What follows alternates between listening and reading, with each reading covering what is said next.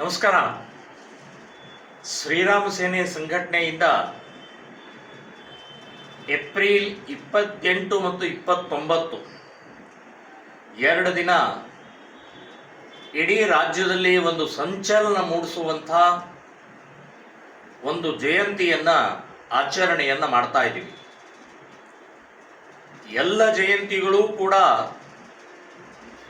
ಶಾಂತಿ, ಸಮಾಧಾನ, ತೃಪ್ತಿ, ಆರೋಗ್ಯ ಈ ಹಿನ್ನೆಲೆಯಲ್ಲಿ ಮಹಾಪುರುಷರ ಜಯಂತಿಯನ್ನು ನಾವು ಆಚರಣೆ ಮಾಡ್ತೀವಿ.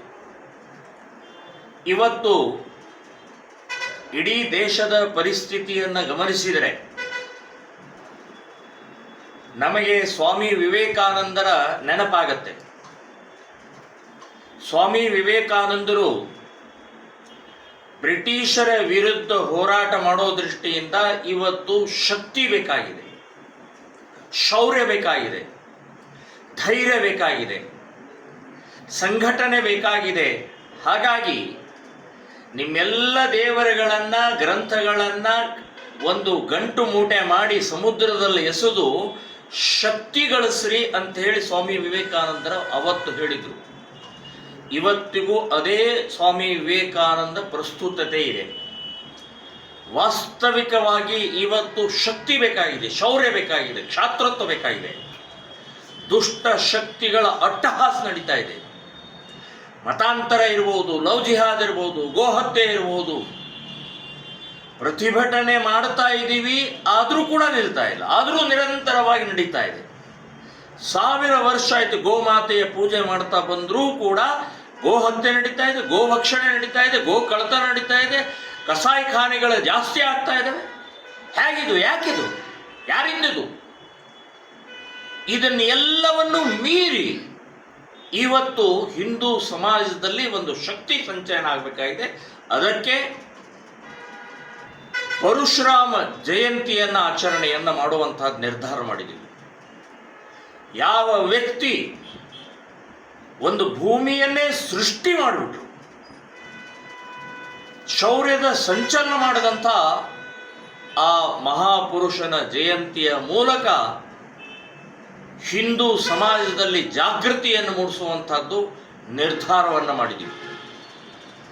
ಸೊ ಅದರರ್ಥ ಪೂಜೆ ಪುನಸ್ಕಾರ ಭಜನೆ ಮಾಡಬಾರ್ದು ಅಂತಲ್ಲ. ಅದರ ಜೊತೆಗೆ ಇವತ್ತು ಧೈರ್ಯ ಬೇಕಾಗಿದೆ, ಶೌರ್ಯ ಬೇಕಾಗಿದೆ, ಕ್ಷಾತ್ರತ್ವ ಬೇಕಾಗಿದೆ, ಹೋರಾಟದ ಮನೋಭಾವನೆ, ಸಿಟ್ಟು ಬರಬೇಕಾಗಿದೆ. ಬಾಂಗ್ಲಾದೇಶದ ಹಿಂದೂಗಳು ನಾಯಿ ನರಿಗಳ ಥರ ಜೀವನ ಮಾಡ್ತಾ ಇದ್ದಾರೆ. ನಾವು ಪಕ್ಕದಲ್ಲೇ ಇದ್ದುಕೊಂಡು 100 ಕೋಟಿ ಜನ ಬರೀ ನೋಡ್ತಾ ಇದ್ದೀವಿ, ಕೇಳ್ತಾ ಇದ್ದೀವಿ, ಸಿಟ್ಟು ಬರ್ತಾ ಇದೆ, ಏನು ಮಾಡೋಕ್ಕಾಗ್ತಾ ಇದೆ. ಪ್ರತಿನಿತ್ಯ ನಮ್ಮ ಹಿಂದೂ ಹುಡುಗಿಯರ ಅಪಹರಣ, ಕೊಲೆ, ರೇಪು, ನಿರಂತರವಾಗಿ ಲವ್ ಜಿಹಾದ್ಗಳು ನಡೀತಾ ಇರೋದು. ಏನೋ ಮಾಡೋ ಸ್ಥಿತಿಯಲ್ಲಿ ಆಗ್ತಾ ಇಲ್ಲ. ಸೊ ಇಂಥ ಸಂದರ್ಭದಲ್ಲಿ ನಾ ಹಿಂದೂ ಸಮಾಜಕ್ಕೆ ಹೇಳ್ತಾ ಇದ್ದೀನಿ, ಸಾಕು ಮಲಗಿದ್ದು, ಸಾಕು ನಿರ್ಲಕ್ಷ್ಯ ಮಾಡಿದ್ದು, ಸಾಕು ದುರ್ಲಕ್ಷ್ಯ ಮಾಡ್ತಾ ಇರೋದು. ಇವತ್ತು ನಾವು ಧೈರ್ಯದಿಂದ ಶ್ರೀರಾಮ ಸೇನೆ ಸಂಘಟನೆ ಪರಶುರಾಮನ ಅವತಾರವನ್ನು ತಗೊಂಡು ನಿಮ್ಮ ಮನೆ ಬಾಗಿಲಿಗೆ ಬರ್ತಾ ಇದ್ದೀವಿ. ನಿಮ್ಮ ಮನಸ್ಸಿಗೆ ತಟ್ಟೋ ಹಾಗೆ ಒಂದು ಕಾರ್ಯಕ್ರಮ ಯೋಜನೆಯನ್ನು ಮಾಡ್ತಾ ಇದ್ದೀವಿ. 28 ಮತ್ತು 29 ಹೋಮ ಹವನದ ಜೊತೆಗೆ ಶ್ರೀಕೃಷ್ಣ ಚಕ್ರಧಾರಿ ಶ್ರೀಕೃಷ್ಣನ ಪ್ರಸಾದ, ಅತ್ಯಂತ ಒಂದು ಮಾರ್ಗದರ್ಶನ, ಪೂಜ್ಯ ಉಡುಪಿಯ ಪೂಜ್ಯ ಪೇಜಾವರ ಸ್ವಾಮೀಜಿಯವರ ಮಾರ್ಗದರ್ಶನ, ಆಶೀರ್ವಾದ. ಸೊ ಇವೆಲ್ಲವೂ ಕೂಡ ಈ ಸಂದರ್ಭದಲ್ಲಿ ಆಗೋದಿದೆ. ರಾಜಾಜಿ ನಗರದ ಶ್ರೀರಾಮ ಮಂದಿರದ ಆವರಣದಲ್ಲಿ. ಸೊ ನೀವೆಲ್ಲರೂ ಈ ಕಾರ್ಯಕ್ರಮದಲ್ಲಿ ಭಾಗವಹಿಸಲೇಬೇಕು ಅಂತನ್ನುವಂಥದ್ದು ವಿನಂತಿ ಮಾಡೋಲ್ಲ, ನಾನು ಆಗ್ರಹ ಮಾಡ್ತಾ ಇದ್ದೀನಿ. ಇವತ್ತಿನ ಅವಶ್ಯಕತೆಯಲ್ಲಿ ಎಲ್ಲರೂ ಸ್ಪಂದಿಸಬೇಕು. ನೀವು ಒಬ್ಬರು ಬಂದರೆ ಆಗೋಲ್ಲ, ನಿಮ್ಮ ಸುತ್ತಮುತ್ತಲೂ ಈ ವಾತಾವರಣವನ್ನು ಸೃಷ್ಟಿ ಮಾಡೋಕ್ಕೋಸ್ಕರ ನೀವೆಲ್ಲರೂ ಕೂಡ ಈ ವಿಚಾರವನ್ನು ಹೇಳುವಂತ ಆಗಬೇಕು ಅನ್ನುವಂಥದ್ದು ತಮ್ಮಲ್ಲಿ ಆಗ್ರಹವನ್ನು ಮಾಡ್ತಾ ಇದ್ದೀನಿ. ಜೈ ಶ್ರೀರಾಮ್.